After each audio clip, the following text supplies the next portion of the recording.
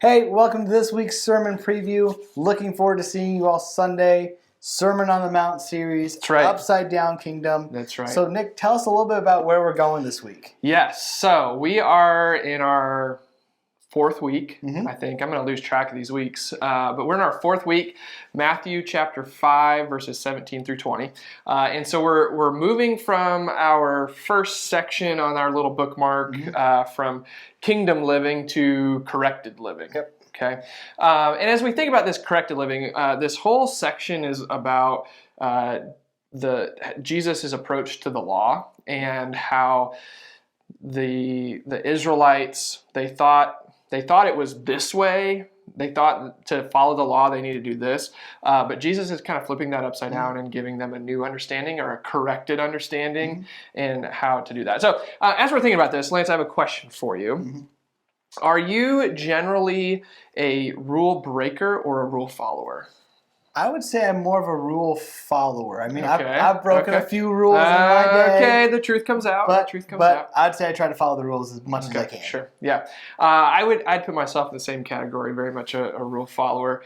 And so what we see in this passage is that Jesus is, again, he's addressing the disciples and the crowd that is around him.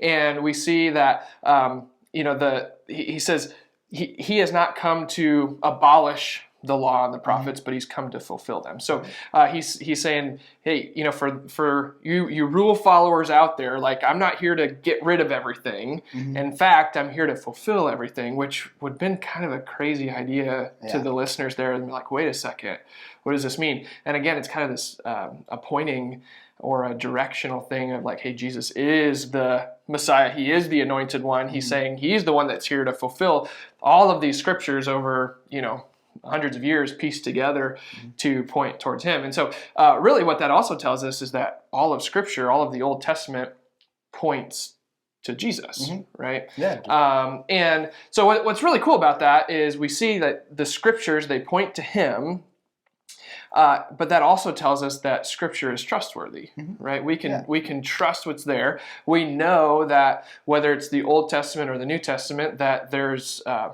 relevancy, that it matters for today. It says that, until heaven and earth disappear, none of this, all of this still matters, is essentially what it's saying. And so it's important for us to understand that. It's important for us to take that seriously, to apply that into our lives, to not set aside, well, I don't like what this says, so I'm going to set that to the side. But actually, like, no, we need to listen to it. And it's, less of a rule follower thing than it is like, is our character and our heart behind it. So, so it's a really interesting passage, and it more or less kind of is an intro to the next several sections where it talks about, you have heard it said, do not murder, but I tell you, do not be angry with a brother or sister, or, lust, divorce, oaths, love your neighbor, eye for an eye, tooth for tooth, right? All those different sections, right?